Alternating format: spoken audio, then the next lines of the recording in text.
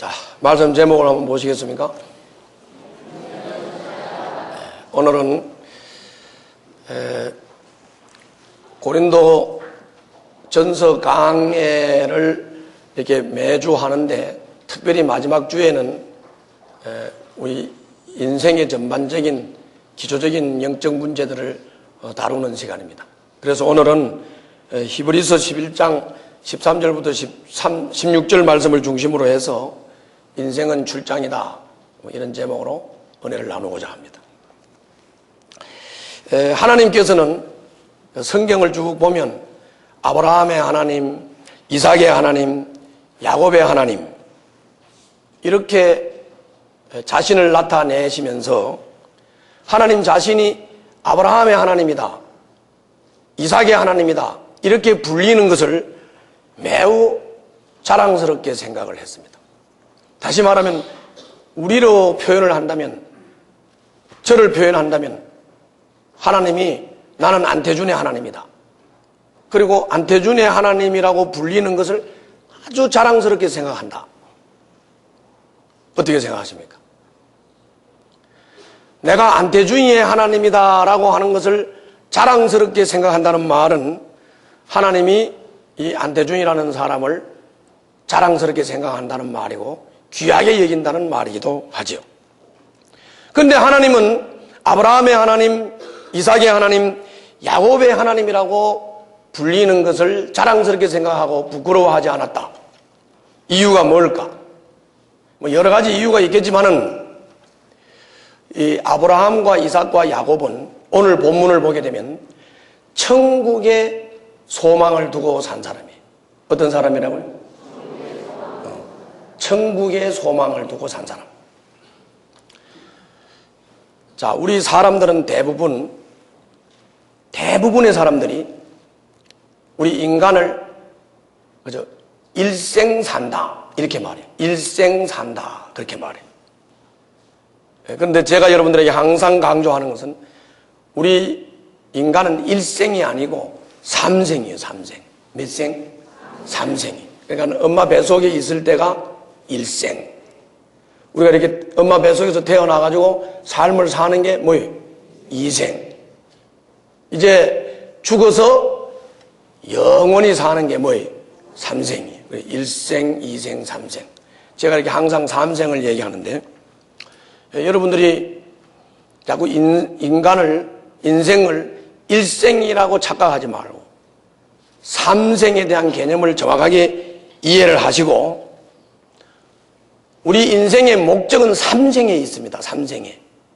그렇기 때문에 삼생에다가 시선을 고정을 시키고 천국의 소망을 두고 이 세상에서는 길손과 나그네처럼, 오늘 본문에 나오죠. 길손과 나그네처럼 아브라함과 이삭과 야곱은 살았어요. 그러므로 우리도 아브라함을 믿음의 조상이라고 하는 고백하는 사람들이기 때문에 우리들도 이 인생을 길손같이, 나그네같이 삼생에다가 초점을 맞추고 천국에다가 소망을 두고 살게 되면 하나님께서는 우리를 자랑스럽게 여길 줄 믿습니다. 그러면 길손과 나그네처럼 산다는 것을 현대말로 표현을 하면 어떻게 사는 것일까? 내가 가만히 생각을 해보니까 출장이라는 표현이 현대 표현으로 가장 좋을 것 같아요. 출장. 그러므로 하나님께서 자랑스러워하는 사람은 인생을 출장 나온 것 같이, 나온 것 같이? 출장 나온 것 같이 살아야 된다. 그러면 어떻게 사는 것이 인생을 출장 나온 것 같이 사느냐? 첫 번째, 한번 비춰보세요. 자, 한번 읽어보겠습니다. 뭐라고요? 출장은 여러분들 잘 아시지만은 가는 사람이 자신이 가고 싶다고 아무 때나 가는 게 아니죠. 그래야 안 그래요? 출장은 가는 사람이 자신이 가고 싶다고 갑니까? 가라고 하는 사람이 있나요? 네, 가라고 하는 사람이 있죠. 아무 때나 출장 갑니까? 가라고 하는 때 가야 됩니까? 네, 가라고 하는 때 가야 되죠. 회사에서 가라고 해야 가고 가라고 하는 때에 가야 되죠. 우리가 출장 나온 것 같은 삶을 살려고 하면 하나님이 보내셔서 내가 이 세상에 왔다라고 하는 의식을 가지고 살아요. 따라서 한번 해봐요. 하나님께서 보내셔서 내가 이 세상에 왔다. 이 세상에 출장 왔다. 요 인식을 가지고 살아야 돼요. 요 인식을 가지고. 그러면 반대로 이런 생각은 버려야 되겠죠. 어떤 생각이냐면 나는 우연히 태어났다. 그리고 또 부모들도 애를 보고 애를 넷을 낳았는데 한 7년 동안 애를 안 낳다가 5째를 낳았다. 그럼 얘는 안 태어날 게 낳았어. 내 실수로 낳았어. 이런 거. 우연히 태어났다고 보는 거죠. 우연히 태어났다. 쟤는 안 태어날 애가 태어났어. 실수로 태어났어. 나는 다리 밑에서 주워왔대. 이런 거.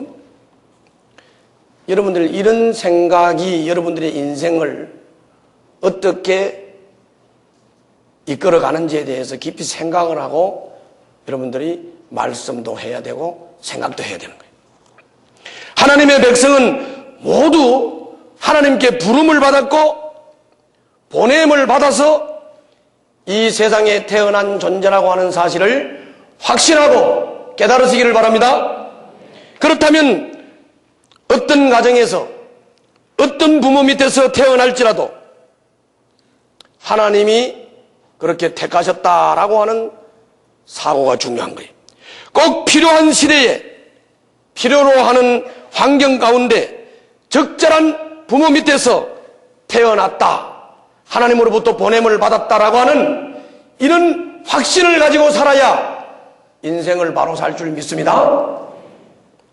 환경 탓하고 가정 탓하고 부모 탓하는 사람은 하나님이 자랑스러워하시는 삶을 살 수가 없습니다. 하나님의 자녀는 하나님께서 무한한 지혜와 섭리 가운데서 적절한 시대와 환경과 부모를 선택하셨다고 하는 사실을 믿고 깨달아야 될 줄로 믿습니다. 두 번째는 사명을 위해서 살아야 됩니다. 읽어보겠습니다. 자, 출장 온 사람 같이 사는 것은 첫째는 뭐라고요? 하나님이 보냈다, 하나님이 보내셨다 라고 믿고 깨닫고 확신하고 사는 거예요. 두 번째는 뭐라고요? 사명을 위해서 살아야 된다. 사명을 위해서 살아야 된다. 출장은 회사에서 분명히 출장을 보낼 때는 할 일이 있으니까 보내겠죠. 할 일이 있어서 보내는 거예요. 그러면 할 일이 있어서 보냈으면 할 일을 해야 돼요? 관광을 해야 돼요? 할 일을 해야 되죠. 그런데 인생을 관광으로 오해를 하는 사람들이 가끔 있는 것 같아요. 인생은 관광과는 분명히 달라요. 하나님으로부터 보냄을 받은 존재요. 사명이 있는 존재인데 관광과는 다른 것이라고요. 분명히 다르다고, 분명히 다르다. 관광은 즐기는 거죠. 그런데 인생은 즐기는 게 아니고 출장입니다. 그런데 의외로 인생을 관광처럼 착각하고 오해하고 사는 사람들이 있다고 말이죠. 아무 생각도 없이 그냥 즐기고 아무 생각도 없이 그냥 잘 생각을 한번 해보세요. 따라서 합시다. 하나님은 우리에게 사명을 주어 세상에 보냈다. 하나님은 사명을 줘서 우리를 이 세상에 보내셨는데 어떤 사명을 줘서 보냈을까요? 이것도 또 착각을 하는 사람이 있더라고요. 너는 세상에 가서 교회를 100개를 짓고 와라. 그렇게 사명을 주셨을까요? 또는 너는 세상에 가서 전도를 1000명을 하고 와라. 그렇게 사명을 주셨을까요? 그런데 여러분들 알아야 할 것은 하나님은 사명을 이런 식으로 미리 주시지 않습니다. 따라가요. 하나님은 사명을 미리 주시지 않는다. 말하자면 1000명을 하고 와라. 교회를 100개를 짓고 와라. 이렇게 미리 말씀하시는 분이 아니다 그 말이에요. 하나님은 따라서 합시다. 지금 현장에서 당장 할 일만 보여주신다. 요걸 잊지 말라. 요걸 잊지 말라.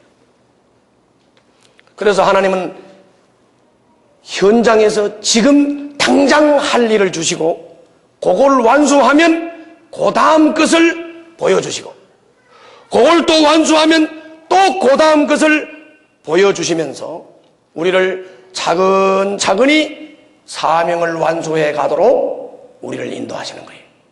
할렐루야. 잘 알아야 돼요. 이런 사람이 있죠. 점쟁이한테 가가지고 나 뭐 될 것 같아? 나 대통령 될 것 같아요? 그래서 점쟁이가 너 대통령 된다. 그러면 그 사람은 대통령도 되기 전에 거지가 됩니다. 대통령 된 줄 알고 착각하고 교만 들고 까불다가 아무것도 안 돼. 그렇기 때문에 주님이 절대로 너 교회 100개 짓고 와라. 너는 선교사 하다 와라. 너는 목사 하다 와라. 너는 대통령 하다 와라. 이렇게 말씀하시지 않아요. 다시 한번 따라해요. 현장에서 지금 당장 할 일만을 주신다. 그리고 그거 잘하면 어때? 그거 잘하고 완수하면 그 다음 거 보여줘요. 그것도 잘하면 어떻게 돼요? 또 그 다음 거. 그래서 차근차근히 사명을 감당하도록 하시는 거예요. 착각하지 마라. 착각하지 말라. 자, 여러분들 요거를 또 다른 말로 말하면 여러분들 스파이 알지? 스파이. 영어에서 모르나? 스파이 알아요? 몰라요? 스파이. 이 스파이가 까만 안경 탁 끼고 지령이 내려왔어요. 너는 공동묘지 5번 묘지 앞에서 접선하라. 가서 진달래. 그럼 저쪽에서 벌꽃 이렇게 하면 네가 가지고 있는 봉투를 넘겨줘라. 그래가지고 살피면서 딱 가서 5번 묘지 앞에 딱 갔더니 진짜 먹어봤어요. 진달래. 그랬더니 벚꽃. 그랬어. 봉투 딱 넘겨주고. 그러면 여기서 스파이가 봉투를 넘겨줄 때 그 준 사람이 누군지 봉투 속에 뭐가 들어있는지 알 필요가 있어요? 없어요? 없어요. 알 필요 없다고요. 그냥 넘겨주면 돼요. 벚꽃이 분명하면 넘겨주면 돼요. 맞지요? 그렇다고. 그저 지시받은 대로 수행만 하면 돼요. 인생을 그렇게 사는 거라고요. 출장 나온 인생은 그렇게 사는 거라. 많은 사람들이 인생의 목적에 대해서 혼돈하는 이유가 있습니다. 그것은 인생의 목적을 미리 알려고 하기 때문에 인생의 목적을 혼돈하는 것이에요. 미리 알려고 하지 마세요. 미리 알려고 하지 말고. 이런 거라고요. 뭐냐면 김연아가 요즘 막 뜨니까 와, 김연아 대단하다. 나 김연아 같이 돼야지. 이미 이 사람은 김연아가 안 됩니다. 아시겠어요? 그렇게 접근하면 안 돼요. 그렇게 접근하지 말고 하나님, 내가 오늘 해야 할 일이 무엇입니까? 오늘 내가 해야 할 일을 큐티를 하면서 정확하게 듣고 오늘 할 일을 내일로 미루지 말고 성실하게 최선을 다해서 오늘 하루를 살면 주님이 내일을 주시고 내일 하루도 성실하게 살면 주님이 모래를 주시고 이 일을 성공하면 다음 일을 주신 그렇게 인도하시는 하나님을 여러분들 이해를 잘 하셔야 돼요. 할렐루야. 그걸 이해를 잘 해야 돼요. 인생의 목적을 미리 알려고 하기 때문에 자꾸 혼돈이 생기는 것입니다. 우리가 알아야 할 것은 하나님은 장기 계획을 알려주시는 일이 드물다고 하는 겁니다. 당장 해야 할 일만 보여주신다 하는 겁니다. 그 일을 잘 해내면 그때 비로소 그 다음에 할 일을 보여주시는 것입니다. 인생의 목적을 상실한 채 자신의 사명이 무엇인지 발견하지 못한 채 안타까워하는 사람들은 보통 지금 해야 할 사명을 무시하고 있는 경우가 대부분입니다. 따라해봐요. 인생의 목적을 상실하고 자신의 사명이 무엇인지 발견하지 못하고 방황하는 사람, 이 사람들은 대부분이 무엇 때문에 이게 자꾸 이렇게 혼돈스럽게 이게 안 되느냐 하면 따라서 합시다. 지금 해야 할 사명을 무시하고 미래에 뭐 될 것만 자꾸 생각한다. 미래에 뭐 될 것만 자꾸 생각한다. 그래 안 된단 말이죠. 안 된단 말이죠. 작은 사명을 무시하는 사람에게 하나님은 더 큰 사명을 보여주시지 않습니다. 그리고 맡기지도 않아요. 물론 하나님은 타락한 이 세상을 회복해야 되겠다라고 하는 인류 역사의 마스터 플랜을 가지고 계십니다. 큰 그림을 가지고 계십니다. 그리고 그 큰 그림을 가지고 하나님은 역사를 진행하고 계십니다. 우리도 그 하나님의 큰 그림을 다 알고 행하면 좋겠지만 그렇게 할 수 없습니다. 하나님이 알려주시고 보여주시는 것만큼 하시면 됩니다. 우리들에게 중요한 것은 그때 주어진 임무만 스파이처럼 수행하면 되는 것입니다. 각자 맡은 일이 왜 중요한지, 내가 하나님의 경륜에 따라 어떤 역할을 하고 있는지, 일의 결과는 어떤지에 대해서는 삼생, 즉 천국에 가야 확실하게 알게 되는 것입니다. 그래서 고린도전서 13장에서는 분명히 믿음, 소망, 사랑을 가르치면서 희미하게 본다 그래서 희미하게 본다. 그런데 사랑이 오고 완성된 하나님 나라에 가면 그때 확실하게 눈과 눈으로 보는 것 같이 본다 그랬어요. 할렐루야. 잘 아셔야 돼요. 이생, 즉 세상에서는 알 수 없어요. 이생에 사는 동안에는 묻지 말고 순종하면 돼요. 그리고 오늘 할 일, 오늘 최선을 다하고 내일로 미루지 마세요. 하루의 일과를 마치고 잠자리에 들어갈 때 한번 자기에게 자문자답을 한번 해보세요. 내가 최선을 다했는가? 내가 하나님 앞에서 부끄럽지 않은가? 그걸 한번 점검해보세요. 대부분 가난하게 사는 사람, 대부분 삶의 혼돈을 일으키면서 사는 사람은 그날 할 일을 그날 하지 못하고 그날 주님께서 주신 사명에 대해서 성실치 못한 사람들이 그런 문제를 일으키고 사는 겁니다. 할렐루야. 세 번째입니다. 한번 읽어보세요. 누가 소박하게 살아요? 인생을 출장 온 것처럼 삼생에다가 초점을 맞추고 사는 사람은 인생을 소박하게 산다. 인생을 출장 나온 것처럼 사는 사람은 소박할 수밖에 없죠. 옛날에 이런 사람이 있었다고 그래요. 어떤 할머니가 네 자녀를 열심히 키웠습니다. 혼자서. 남편이 일찍 죽고. 그래서 70이 됐어요.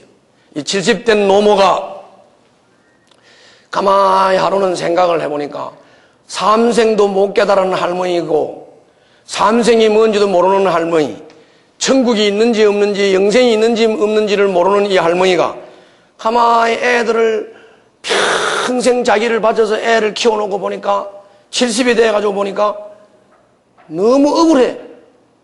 뭐라고? 너무 억울해. 그래가지고 안 되겠다. 내가 너들한테 맨날 헌신만 하고 살아야 되겠나. 그래서 이제 아들, 딸, 며느리를 다 불렀어요. 불러가지고, 야, 아들아, 내가 아무래도 내 인생을 다 산 것 같다. 이제 곧 내가 죽어야겠으니 죽기 전에 내 소원이 있다. 죽는 사람 소원은 다 들어주지요. 그래, 안 그래? 야, 그래. 그래서 소원이 있다 그랬어요. 그래서 물어봤어요. 아들, 며느리가 뭔 소원이냐고 물어봤어요. 그랬더니 내가 너들 먹지 않고 입지 않고 키우느라고 금반지 한 번도 못 끼워보고 살았는데 내가 죽기 전에 한번 이 반지 한번 끼고 죽고 싶다. 그래가지고 이제 아들하고 며느리가 속으로 가만히 생각을 해보니까 죽으면 이 반지는 그냥 빼가지고 돌려주면 되는데 당장 돈은 없고 그래가지고 뭐 죽은 다음에 이거 다시 팔아가지고 빚 갚으면 된다 이래가지고 동네 사람들한테 돈을 빌렸어요. 돈을 빌려가지고 이제 반지를 딱 해다 줬어요. 이 할머니가 소원 성취했지요. 딱 반지를 보더니 그냥 입에다 넣고 삼켜버렸어. 가져가려고 삼켰어. 그럼 빨리 죽지도 않아. 6개월이 지나도 안 죽고 1년이 지나도 안 죽고 계속 살아. 그래서 이게 이제 아들 며느리가 이제 난리 났지요. 딸하고 돈 빌려다가 이게 금반지 해줬는데 지금 막 금반지를 돌려주든지 돈을 돌려주든지 해야 되는데 이 사람은 죽지도 안 하고. 문제가 생겼어요, 안 생겼어요? 문제가 생겼죠. 삼생을 모르는 사람은 이 칠순 노모처럼 이렇게 살 수밖에 없습니다. 이렇게 살 수밖에 없어요. 이 생의 삶을 마감하면서 이 생에서 소유했던 것을 가지고 갈 수 있는 사람은 이 세상에 아무도 없습니다. 출장 떠나온 것처럼 사는 사람은 천국의 삶을 준비하면서 소박하게 삶을 살아가야 하는 것입니다. 도리어 삼생에서 소유할 수 있는 것을 하늘에다가 쌓아두고 이 생을 소박하게 사는 것이 오히려 출장 나온 사람은 지혜로운 삶이 되는 것입니다. 어떻게 소박하게 살겠습니까? 오늘 밤에라도, 잘 들어요. 오늘 밤에라도 주님께서 여러분들을 부르신다고 하면 가족들에게 몇 가지 부탁만 하고 떠날 수 있는 자기 소유를 정리해야 됩니다. 자기 소유를 정리해야 됩니다. 소유뿐만이 아니라 감정도 정리해야 됩니다. 이런 사람이 있죠. 어떤 사람은 소유가 정리가 안 되니까 하나님이 가자 그래도 못 가요. 일을 바둑바둑 가면 나는 못 가, 더 살아야 돼. 10년을 더 살아야 돼. 10년을 더 살아야 된다. 소유가 정리 안 되면 그렇게 돼 있죠. 감정이 정리가 안 돼. 감정이 정리가 안 돼. 감정이 정리가 안 된 사람은 누구를 너무너무 사랑해가지고 막 하나님처럼 사랑을 하면 그 사랑하는 사람을 두고 갈 수 없어서 안 죽는다고 일을 바닥바닥. 어떤 사람은 누구를 너무 미워해가지고 저 원수를 갖고 죽어야 된다고 안 죽으려고 그랬죠. 소유도 정리하시고 감정도 정리하시기를 바랍니다. 용서해야 할 일은 용서하고 화해해야 할 일은 화해해야 하는 것입니다. 이런 건 미리미리 다 해야 되는 것입니다. 그래서 요즘은 우리 교회에서 유언서 남기기 운동도 하고 있지 않습니까? 그래서 이 유언서를 남기는 것은 매우 중요한 일입니다. 그래서 하나님을 경험하는 삶을 할 때 유언서를 한번 써보라고 그래요. 결혼도 안 한 처녀 아이한테 유언서를 써라 했더니 내가 딱 읽어보니까 자기 애인 보고 나 먼저 간다고, 사랑하지 못해서 미안하다고, 그 한번 유언서를 쓰면서 자기 소유, 감정, 이 관계를 정리해 볼 필요가 있어요. 그래야 우리가 이 땅에서 언제라도 이 땅에 소망을 두지 않고 소박하게 살다가 하나님이 부르시면 언제라도 소꿉장난하던 아이들이 장난감 가지고 놀다가 주님 부모가 부르면 언제라도 손 들고 집으로 들어갈 수 있듯이 우리도 이 땅에서 땅에다가 소망을 두지 말고 금은보화 부귀영화에 소망을 두지 말고 소유를 정리하고 감정을 정리하고 관계를 정리하고 주님이 언제라도 부르시면 손 들고 부탁말 몇 마디 하고 갈 수 있는 이런 소박한 삶을 살 수 있기를 주님 이름으로 축원합니다. 네 번째입니다. 한번 읽어보겠습니다. 뭘 감수해야 된다고요? 불편을 감수해야 돼요. 인생을 출장 나온 것처럼 살자고 하면 인생은 당연히 불편한 겁니다. 여러분들 인생이 뭐 그렇게 아주 안락하게 뭐 컴포터블하게 그런 거 아니에요.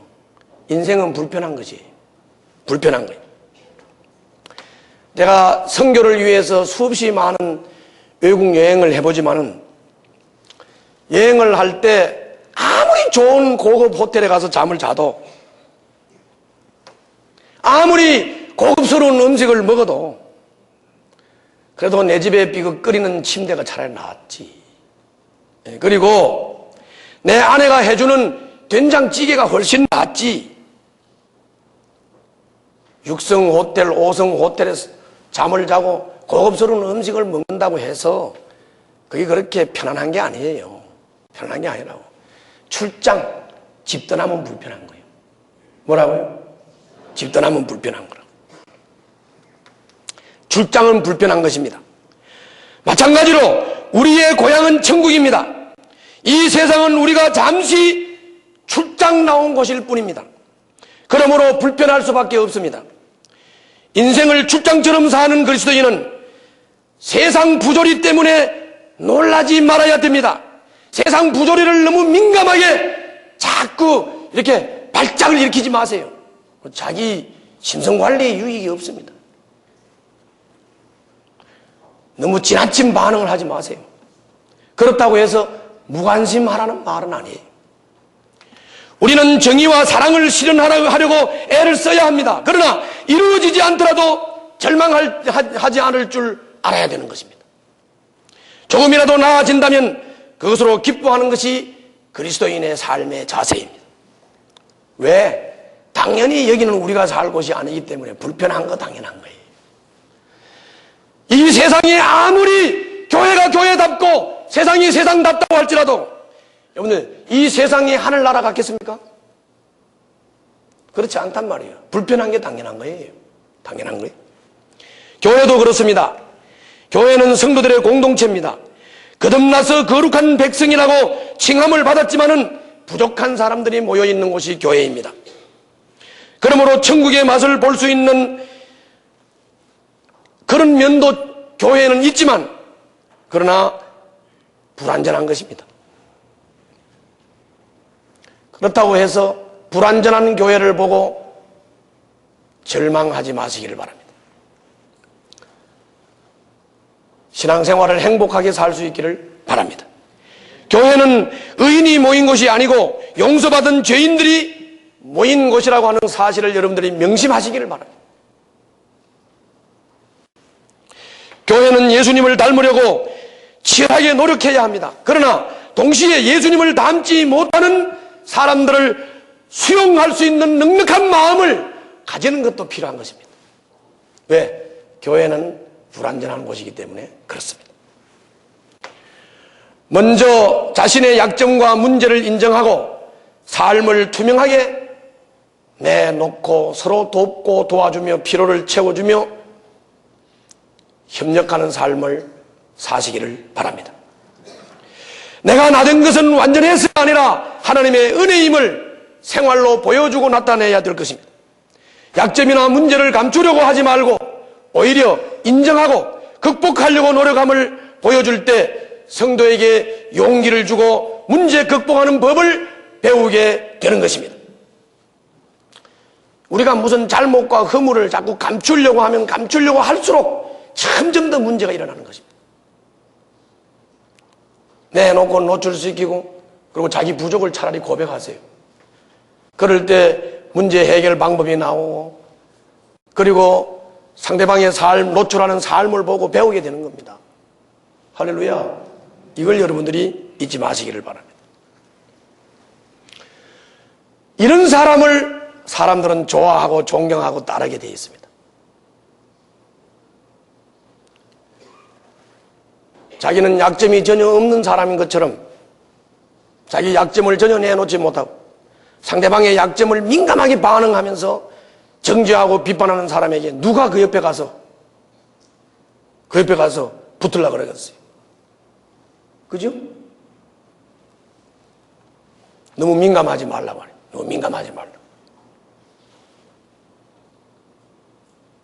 정신을 바짝 차려.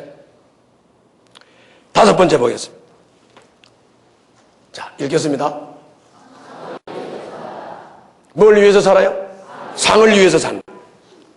인생을 출장 나온 것처럼 사는 사람은 천국의 상을 기대하면서 살아야 합니다. 회사에서 출장을 보냈을 때 소기의 성과를 거두고 돌아온다면 회사로부터 보상이 있어요, 없어요? 보상이 있는 거예요. 보너스를 받든지 승진을 하든지 그렇게 되죠. 하나님도 마찬가지입니다. 하나님께서 우리에게 사명을 주어서 이 세상에 보내셨고 사명을 잘 완수하면 이를 보상해 주신다고 하는 사실을 깨달으시기를 바랍니다. 마태복음 3장 수훈에 보게 되면 예수님께서는 끊임없이 상에 대해서 계속 말씀하고 있습니다. 구제를 할 때도 기도를 할 때도 금식을 할 때도 핍박을 받을 때도 상을 잃지 않도록 계속 산상수훈에서 당부하고 또 당부하고 있습니다. 그런데 사람들은 대부분 세상에서 사람들의 칭찬은 필요하고 칭찬받으면 고래도 춤춘다고 하면서 칭찬은 들으려고 하고 그리고 나만 되면 선물은 받으려고 하고 이 세상에 눈에 보이는 상은 받으려고 하는데 천국의 상에 대해서는 별로 의미를 두지 않는 사람들이 많은 것 같아요. 6번째 한번 보겠습니다. 자, 읽겠습니다. 시작. 왜 사람들이 천국의 상을 기대하지 않느냐? 왜 그런가?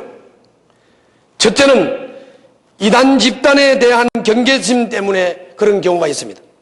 이단은 천국의 상을 강조하면서 현재 희생을 강요하기 때문에 이렇게 이단에 자꾸 여러 번 쏘가본 사람들이 그만 천국의 상에 대한 귀중성을 그만 이단들 때문에 이렇게 무시해버리는 그런 경우가 있습니다. 2번째는 천국의 상이 무엇인지 상상할 수 없기 때문에 천국과 지옥은 초자연적인 영역이기 때문에 사람들은 이 3차원에서 한 차원을 더하는 이 4차원의 세계를 밖에 겨우 이해를 못하는데 천국과 지옥이 상상될 수도 없고 이해될 수가 없죠. 그렇기 때문에 천국의 상이 전혀 상상이 불가능해지는 겁니다. 천국의 상이 상상이 안 되니까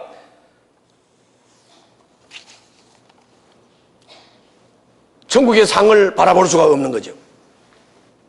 3번째로는 우리가 상을 바라보면서 신앙생활을 한다는 것이 유치하다는 생각에 사로잡혀 있는 사람들이 또 많습니다. 영국의 러셀이라고 하는 사람은 이런 궤변을 틀어놨어요. 나는 왜 기독교인이 아닌가? 라고 하는 책을 썼는데 이 사람이 이 책에서 뭐라고 그랬냐면 기독교인은 선한 일 자체의 가치를 두어야 하는데 보상을 기대하며 선행을 한다. 이런 선행은 진정한 선행이 아니다. 라고 러셀이 이 책에서 말하면서 기독교인을 보고 소시민적 윤리관을 가지고 있다. 그렇기 때문에 자기는 이 기독교인이 되지 않는다. 그래서 나는 하나님을 믿지 않는다. 라고 궤변을 털어놨어요. 어떻게 보면 그럴듯한 말이기도 합니다. 그러나 틀렸습니다. 왜냐하면 러셀은 인간을 바로 이해하지 못하고 있습니다. 인간은 보상을 위해서 일하도록 되어 있습니다. 하나님이 그렇게 인간을 만들었습니다. 러셀 자신도 자기 자신을 모르고 이 말을 한 겁니다. 러셀이라고 하는 사람이 선한 삶을 살기 위해서 노력을 했다면 그것 또한 상을 위해서 노력한 것입니다. 그 상은, 러셀이 원하는 상은 무슨 상이냐면 자부심이죠. 선한 일을 했다고 하는 자부심. 그것 때문에 러셀이 열심히 선한 일을 한 것입니다. 우리가 칭찬을 받으면 춤추고 싶을 정도로 좋은 것은 왜 그런가? 칭찬이 상이기 때문에 그렇습니다. 어느 누구도 보상 없이 일하지 않습니다. 인간은 보상을 바라고 일을 합니다. 인간은 그렇게 만들어졌습니다. 예수님은 이것을 아시기 때문에 보상을 인정했고 보상을 위해서 일을 하라고 말씀했습니다. 그렇다면 세상에서 보상을 받기를 원하십니까? 천국에서 보상을 받기 원하십니까? 적어도 우리가 삼생을 이해하고 있고 영생을 이해하고 있고 천국을 이해하고 있다고 하면 우리는 하늘의 상을 바라보고 일해야 될 줄로 믿습니다. 그것은 우리의 고향이고 그것은 우리가 가야 할 곳입니다. 그곳에 가서 하나님으로부터 칭찬받고 상급을 받기 위해서 우리는 상을 위해서 달려가는 자가 되어야 될 줄 믿습니다. 7번째를 보겠습니다. 자, 다 같이 읽겠습니다. 자, 상을 위해서 살라는 주님의 명령을 무시하고 천국의 상을 무시하는 것은 예수님에 대한 모욕이 될 수가 있습니다. 천국의 상을 목표로 살 때 우리의 삶에 활력이 생깁니다. 교회 생활이 행복하다는 고백이 나오게 됩니다. 우리 교회의 교인들도 내가 가만히 보니까 행복하다고 고백하는 교인들이 많이 있습니다. 나는 그 이유가 하나님의 상을 바라보고 사역하기 때문이라고 생각을 합니다. 한 가지 예를 들면 우리 서울 침례교회에서 어떤 의사 부부가 목자 헌신을 해가지고 목자를 했어요. 목자를 했는데 남편이 안 믿어요. 의사 남편이 안 믿어. 부인이 혼자서 목자를 해요. 혼자서 목자를 하다 보니까 자꾸 불신자들이 접촉돼서 목장에 들어오는데 남편이 협조를 하지 않는데 참 어려웠어요. 그런데다가 그나마도 이 남편이 한국에 본국 근무가 있어가지고 본국으로 들어가서 한 1년 반 정도 본국 사역을 하게 돼서 이 자매 혼자서 목자를 하게 됐어요. 그러니까 너무 힘들고 어려우니까 자꾸 이렇게 입에 올려서 목자가 힘들다, 목자가 어렵다. 그래서 최 목사님이 이 자매에게 아무래도 이 자매를 좀 자유롭게 해줘야 되겠다. 그래서 이 자매에게 최 목사님이 자유롭게 해줬어요. 뭐라고 말했냐면은 그동안에 그만큼 목자로서 안 믿는 남편과 함께 또 남편이 없는데 그만큼 애를 쓰고 수고를 했으니까 지금 사역을 그만둔다고 해도 하나님께서는 책망을 하지 않을 겁니다. 그러니까는 정 어려우면 목자를 내려놓으세요. 이제 그렇게 최 목사님이 자유하도록 말씀을 했다고 해요. 그런데 어느 날 자매가 찾아와서 목사님에게 눈물을 흘리면서 사역을 계속 하겠다고 했어요. 그래서 너무 의아스럽고 이상해서 최 목사님이 왜 그렇게 어렵다고 해서 이제 안 하겠다고 했는데 왜 사역을 하겠다고 하느냐? 그랬더니 이 자매가 이런 고백을 했어요. 하나님 앞에서 상을 받아야지 야단맞지 않을 정도, 책망받지 않을 정도로만 교회 생활을 해서 되겠습니까? 그래서 제가 이 문제를 가지고 곰곰이 기도를 하다가 제게 이런 생각이 돌아왔습니다. 책망받지 않을 정도로 신앙생활을 할 것이 아니고 상을 받도록 신앙생활을 해야 되겠다. 그래서 사역을 계속하기로 했습니다. 할렐루야. 그래서 이 사람이 그렇게 마음을 먹고 사역을 시작을 했는데 천국의 상을 위해서 마음 딱 고쳐먹고 사역을 하는데 이 사역이 잘 되기 시작을 해서 이 자매가 많은 영혼을 구원하고 목장을 분가시키고 하던 서울교회에서는 아주 잘 알려진 목자로 자리매김을 했다고 하는 우리 최 목사님의 간증을 들은 기억이 납니다. 여러분, 천국 상급에 대한 기대감을 가지시기를 바랍니다. 천국 상을 바라보고 여러분들 사역하시면서 삶을 사시기를 주님 이름으로 축원합니다. 그렇게 할 때 여러분들 사역의 어려움을 극복하게 될 줄 믿습니다. 어려운 목장 사역을 기쁨으로 감당할 수 있게 될 줄로 믿습니다. 축복의 개념을 돈이나 명예나 권세나 성공 이런 것들에 축복의 개념을 둔다고 하면 성공이 안 되거나 권세를 잃어버리거나 명예를 잃어버리거나 돈을 잃어버리게 되면 삶의 어려움을 극복할 수 있는 힘을 상실하게 되는 것입니다. 그러나 우리들의 삶의 목적이 삼생의 상을 바라보고 산다고 하면, 삼생의 우리 인생의 초점이 맞춰져 있다고 하면, 사역이 어려워도 조금 일이 실망이 돼도 권세에서 떨어져도 성공해서 실패해도 이기고 극복할 수 있는 힘이 하늘을 바라보고 하늘의 상을 바라보고 그 어려움과 실패를 극복하고 이길 수 있는 힘이 나오는 줄로 믿습니다. 그래서 실패해도 기쁠 수 있고 실패해도 감사할 수 있는 힘이 여기서 나온다고 말입니다.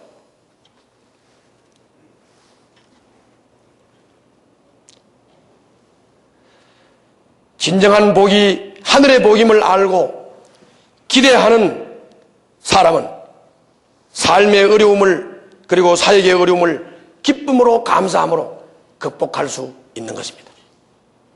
우리 등대 가족들이 다 인생을 출장 나온 것 같이 하나님으로부터 보냄을 받았고 나는 사명을 위해서 살고 있고 나는 하늘나라로 돌아갈 사람이기 때문에 소박하게 그리고 불편해도 불편을 감수하면서 내가 내 고향 하늘나라로 돌아가서 하나님으로부터 칭찬받고 상받을 것을 바라보면서 현실적인 실패와 어려움들을 잘 극복하면서 승리하는 삶을 살아가시기를 주님 이름으로 축원합니다.